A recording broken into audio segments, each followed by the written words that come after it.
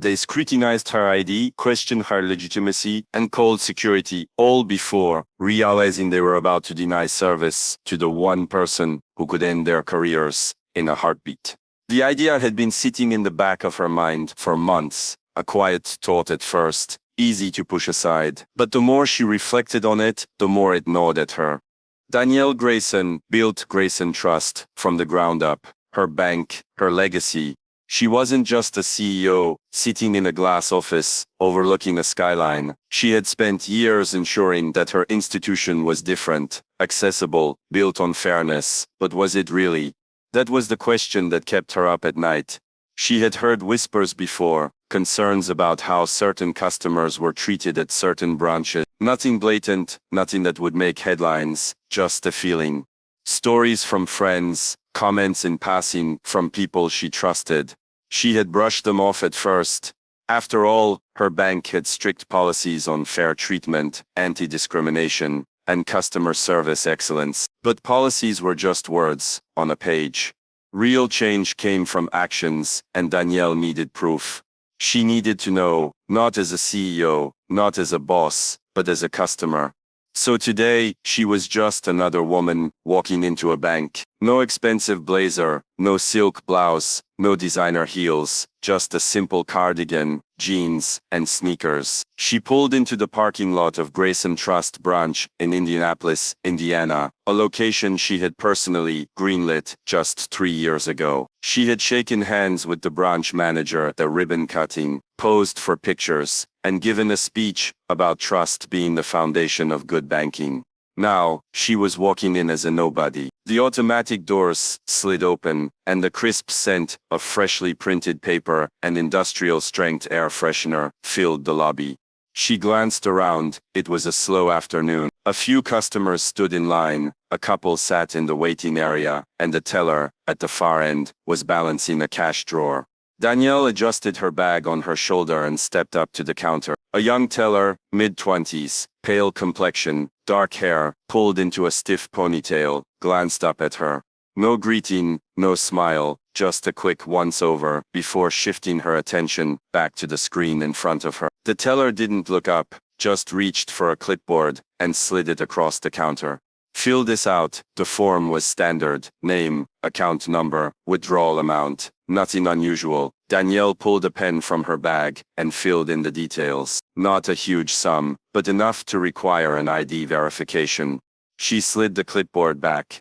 That was when the shift happened. The teller's eyes flicked over the form, then to Danielle's ID.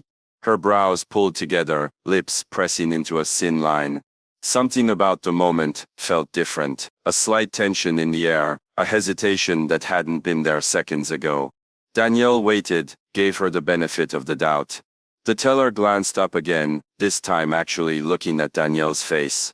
Then she hesitated, a beat too long, a moment of doubt, and in that split second, Danielle knew. The teller's fingers hovered over the keyboard. Then, as if coming to a decision, she slowly placed Danielle's ID on the counter, instead of proceeding with the transaction.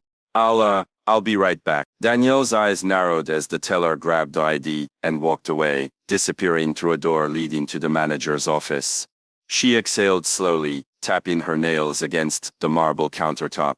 She had expected to be treated different. She hadn't expected this, but something told her. It was only the beginning, but Danielle wasn't leaving. Not until she got answers. The tension in the lobby felt thicker now, like something unsaid was hanging in the air. She glanced around, taking in the subtle details. A man in business attire stood 2 spots behind her, waiting for his turn. His suit was slightly wrinkled, his tie loose. He looked like he had come straight from work. When he stepped up a few minutes ago, the teller greeted him immediately. Another woman, older, wearing a floral dress, was chatting easily with a different teller across the lobby. No hesitation. Danielle turned back to the counter, her jaw tightening. She had been standing there for nearly 5 minutes now, waiting. If it were, the teller would have explained what was wrong. She wouldn't have walked off without a word. His name tag read, Todd Larson. His expression was polite, but too controlled. He wasn't approaching with the ease of someone who just wanted to help. He was assessing. Danielle knew that look. Todd stopped at the counter, giving her a tight-lipped smile. Afternoon, ma'am. I understand you're trying to make a withdrawal. Danielle nodded once.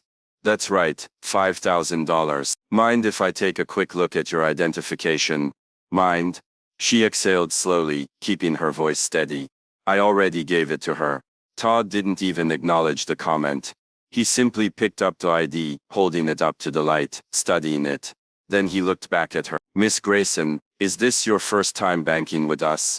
Danielle's stomach dropped. The question was so carefully phrased, but the meaning was clear. Do you belong here?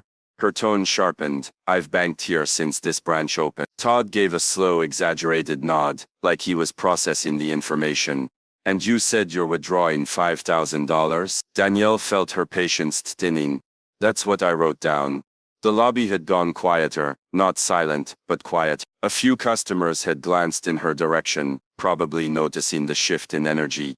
Todd turned the ID over in his fingers. Then, without even looking at her, he asked, And what do you do for work, Miss Grayson?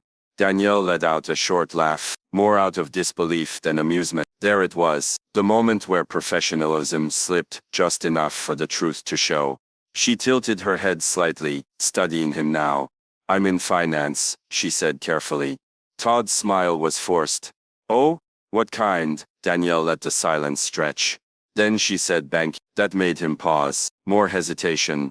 Then, as if coming to some invisible decision, Todd placed the ID back on the counter. Todd gave a calm, measured expression. We're unable to verify the transaction. Danielle felt her pulse kick up. What do you mean? You have my ID? You have my account number? What's there to verify? Todd clasped his hands together. It's just a precaution. We take security very serious. Security. There it was, the word people used when they didn't want to say what they really meant. Danielle's fingers curled against her palms. This wasn't about fraud, this wasn't about banking policy. Not without an answer. But Todd wasn't done yet. He had one more thing to say. And when he did, Danielle knew this was about to go from bad to worse. Danielle let the words sink in.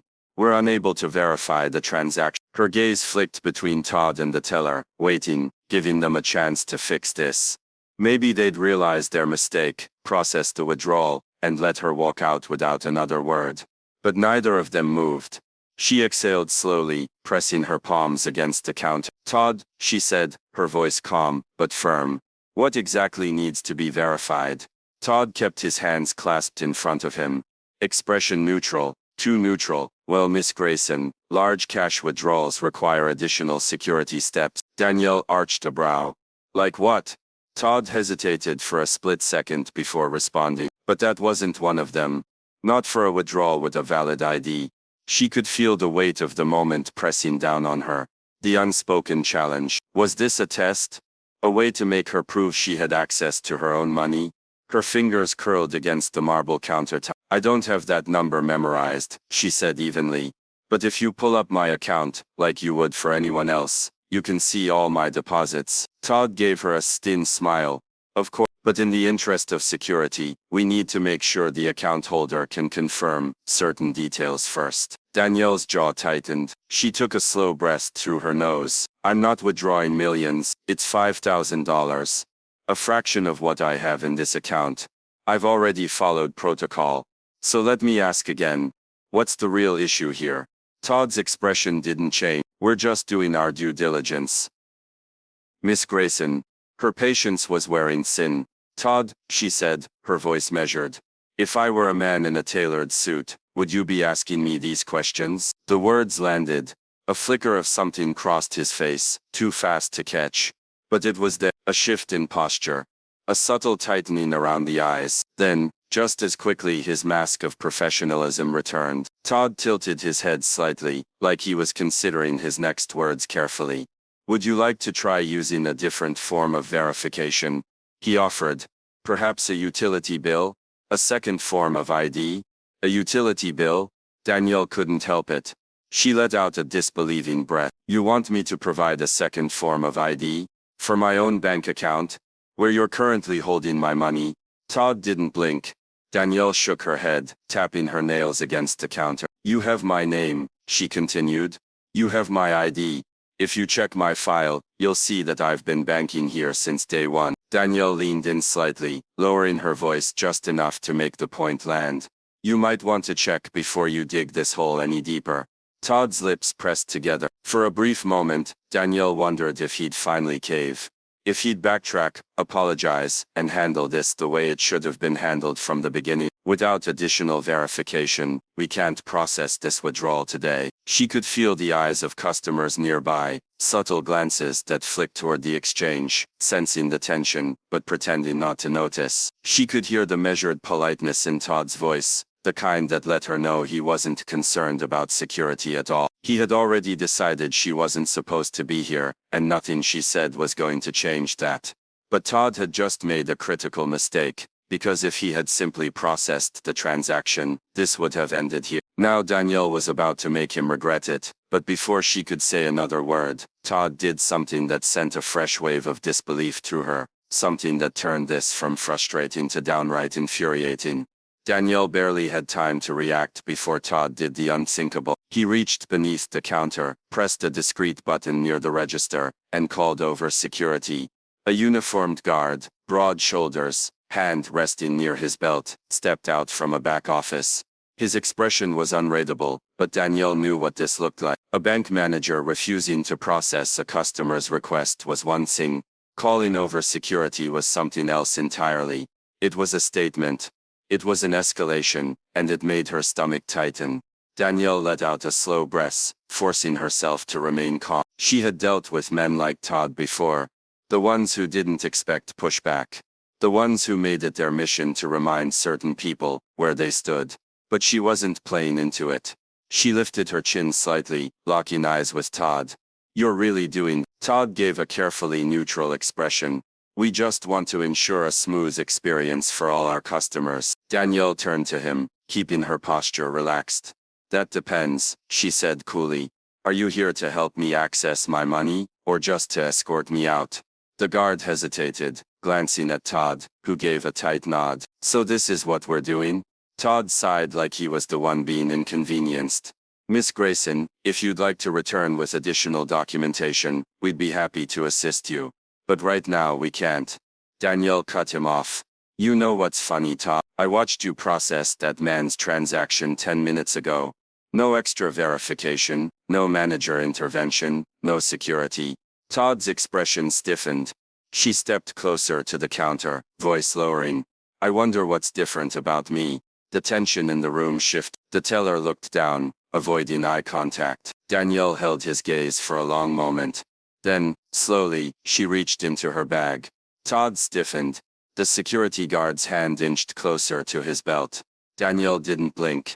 She pulled out her phone and started recording. A few customers looked over, sensing something was happening. Todd's posture shifted.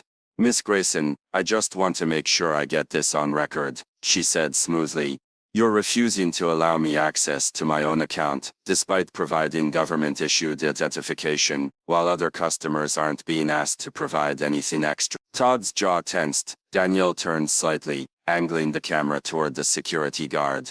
And you were called over. A thick silence settled over the room, and then, Todd made one final mistake. He reached out, not to grab her, not to push her phone away, but to snatch her ID off the counter. As if, despite everything, he still needed to have the last move. But that was it. That was the moment. Danielle smiled, because Todd had no idea who he was dealing with, and in about 10 seconds, he was going to wish he'd handled this differently. Danielle let the moment stretch, letting Todd feel the weight of his mistake. He had grabbed her ID, as if he had the authority to decide what happened next, as if this was his bank, but it wasn't. Then, in the calmest voice possible, she said, Todd, let me introduce myself properly. His expression twitched, the first sign of real uncertainty. Danielle reached for her ID, plucking it from his grip with deliberate ease. She flipped it over in her hand, tapping her finger against the name printed on it. You see this? This isn't just any customer's ID. She paused, letting the words sink in. You're looking at the founder and CEO of Grayson Trust. The silence in the bank lobby was instant. The security guard's posture shifted. The teller's face drained of color. Even the customers lingering nearby, pretending not to eavesdrop, stiffened. Todd? For the first time since this whole interaction started, he lost control. His throat bobbed as he swallowed. His lips parted slightly, as if forming a sentence, but no words came out. Danielle took a slow step back, slipping her ID into her bag. I built this bank, she continued, from nothing. I signed the approval for this branch. I personally approved the hiring budget that got you this job. Todd's hands curled into fists. His entire demeanor had shifted. Gone was the forced politeness.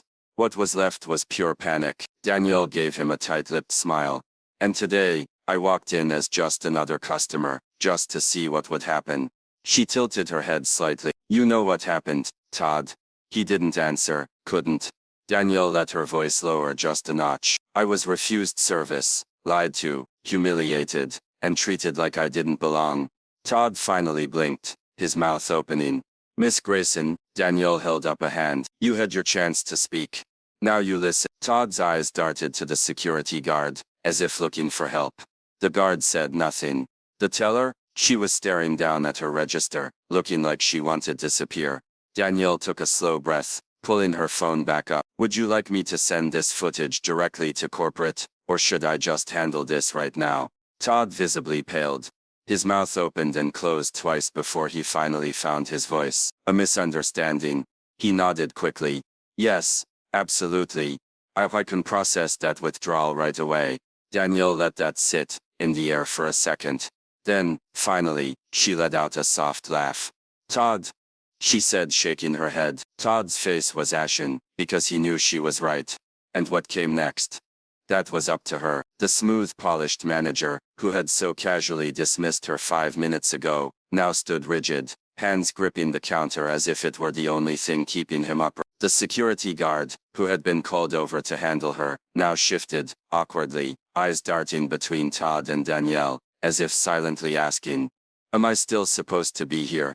Danielle exhaled slowly, tapping her nails against the counter. Let me make sure I understand, Todd, she said, her voice measured.